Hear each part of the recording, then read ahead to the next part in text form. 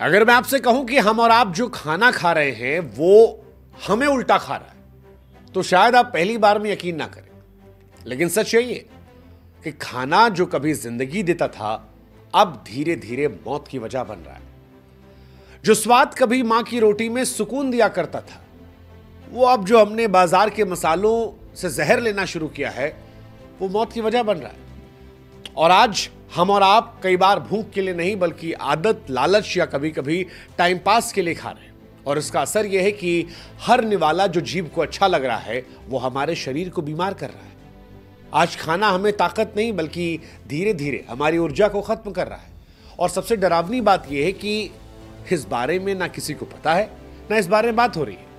हमें लगता है कि पेट भरना सब कुछ है, लेकिन सच्चाई यह है कि इस पेट भरने के चक्कर में हम और आप खुद को धीरे धीरे खत्म कर रहे हैं। तेल, घी, नमक, चीनी, केमिकल वाले खाने से। वो जो खाना हमें जिंदा रखने के लिए बना था आज हमारी जान का सबसे बड़ा दुश्मन बन गया है। और सबसे हैरानी की बात कि ये मौत इतनी चुपचाप आ रही है कि ना कोई आवाज होती है ना दर्द होता है, बस हर दिन हमारी जिंदगी थोड़ी थोड़ी खत्म हो रही है। अब आप सोच रहे होंगे कि आज कचहरी में खाने को लेकर इतनी गंभीर बातें क्यों हो रही है। आखिर खाना ही तो जिंदगी है। खाने के लिए तो हम आप नौकरी करते हैं, मेहनत करते हैं, जगते हैं, पढ़ते हैं, लिखते हैं, और बिना खाए तो कोई रह नहीं सकता। ठीक है, ये बात सच है कि भूखे पेट भजन नहीं होता, जीना है तो खाना पड़ेगा, मान ली आपकी बात। लेकिन जब यही खाना आपकी जिंदगी को नुकसान पहुंचाने लगे तो हमारे लिए तो जरूरी है कि हम आपको जागरूक करें, आपको समझाएं। मैं भी आज इसी उलझन में था, लेकिन जब एक रिपोर्ट पढ़ी तो होश एकदम उड़ गए। पता चला कि भारत में लोग भूख से नहीं बल्कि वजन से दबने लगे। नेशनल फैमिली हेल्थ सर्वे की रिपोर्ट कहती है कि देश की 24% महिलाएं और 23% पुरुष मोटे हैं। और ये सिर्फ आंकड़े नहीं है, ये उस बढ़ती चर्बी की गवाही है जिसे अब नजरअंदाज नहीं किया जा सकता। आप एक काम कीजिए, कल से जब आप सुबह सुबह शीशे के सामने जाएं तो सोचिएगा कि शीशा क्या पूछ रहा है। और कसम से कह रहे हैं, इस देश में 60-65 करोड़ लोगों शीशा पूछेगा कि भाई साहब क्या हो गया, कुछ करते क्यों नहीं है, कब तक ऐसे फूल कर रहेंगे। और हम और आप बहाना देकर चुप आते हैं, यार टाइम नहीं है, थके हुए हैं, जिंदगी तेज भाग रही है। इन बहानों के चलते ही हमारा शरीर आज आराम का आदी हो गया। आप जानते हैं, आप भले ही कुछ ना करें लेकिन कोई और है जो आपके मोटापे से पैसा कमा रहा है। मोटापा कम करने के नाम पर आज वजन घटाने वाले ड्रिंक आ गए हैं, क्रीम आ गई है, मशीन आ गई है, ट्रेनिंग डाइट आ गई है। सच कहें तो एक पूरी इंडस्ट्री चल रही है, और वो ऐसी इंडस्ट्री है जिससे आपका मोटापा जाए ना जाए लेकिन उनकी जेब, उनका कारोबार हर दिन मोटा हो रहा है। और आज इसको भी हम आपको विस्तार से समझाते हैं। मोटापा आज सिर्फ एक शब्द नहीं, सच्चाई है। इस सच्चाई पर अब बाजार ने दांव खेला है। अमेरिका की दवा कंपनी एली लिली ने एक टीका तैयार किया, और इस टीके को लेकर दावा यह रहा कि यह इंजेक्शन चर्बी के खिलाफ सबसे असरदार हथियार है। कंपनी ये कहती है कि बस एक कोर्स कीजिए और शरीर का एक बड़ा हिस्सा कम हो जाएगा बिना मशक्कत के। अलग अलग वजन के लिए अलग अलग डोज है। कीमत जो है वो 3500 रुपए से 4500 रुपए तक है।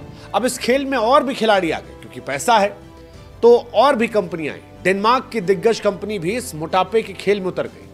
वेगोवी इस नाम का टीका लेकर वो आई और उन्होंने दाम और बढ़ा दिया। कहा हमारे यहां वाला जो टीका है वो 4000 से 6000 तक है, क्योंकि हमारे यहां लोग जानते हैं और ये कंपनियां भी समझती हैं कि दवाइयों में जितनी महंगी दवा होगी लोग सोचते हैं कि भाई साहब यही सबसे अच्छी वाली है।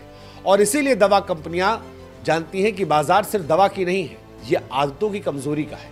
इसलिए दवा बेचना आसान है, दाम बढ़ा दिया क्योंकि लोग मेहनत करना चाहते नहीं, वो चाहते हैं कि पतले हो जाए। मोटापे पर इस मुनाफे की मंडी का आकार अब 600 करोड़ रुपए के ऊपर पहुंच चुका है और लगातार इसमें इजाफा हो रहा है। यानी मोटापा अब एक बीमारी नहीं बल्कि एक बिजनेस मॉडल बन गया है जिसका हिस्सा बहुत बड़े बड़े लोग हैं। अब कई लोग कहेंगे कि सर ये मोटापे की दवा लेने से असर होता है।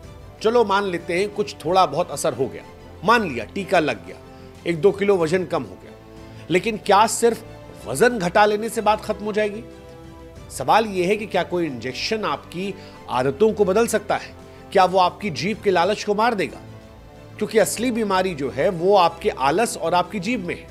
हर रोज आप खुद ही अपने शरीर के खिलाफ जंग लड़ रहे हैं।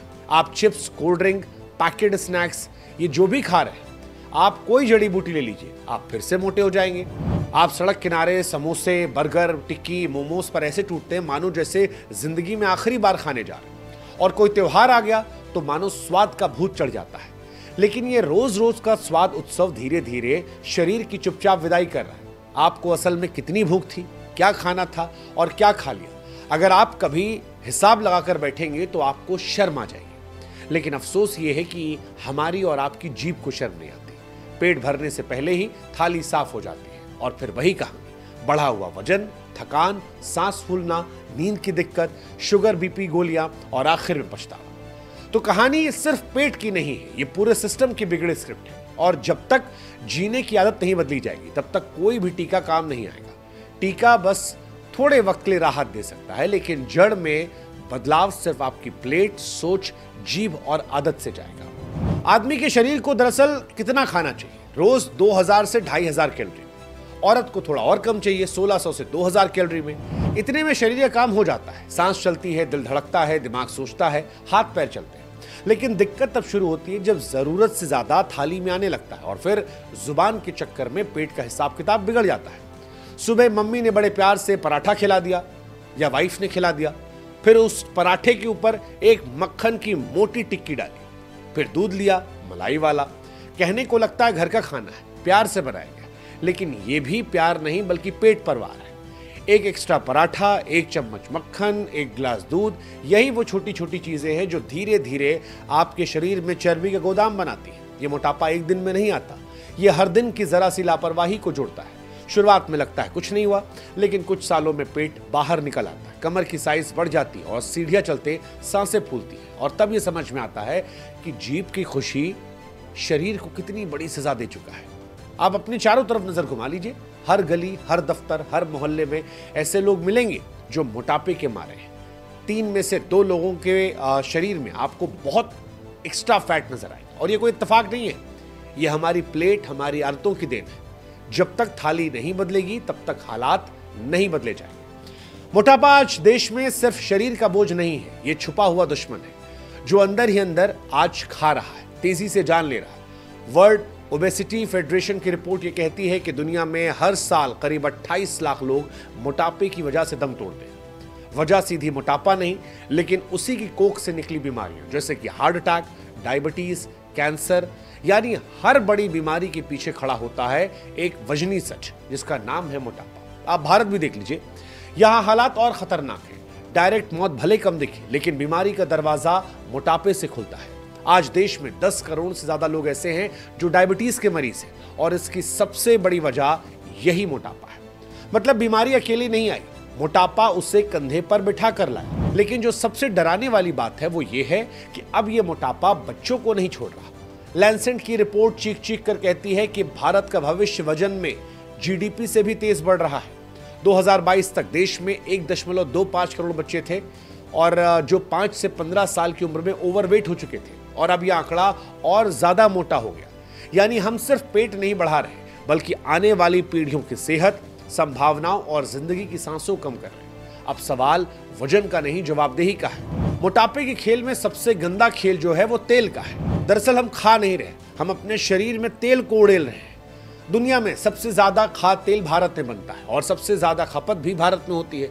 सरसों का तेल, मूंगफली का तेल, सोयाबीन का तेल, वेजिटेबल ऑयल, सब मिलाकर हर साल 235 से 240 लाख मीट्रिक टन तेल हमारे पेट में जाता है।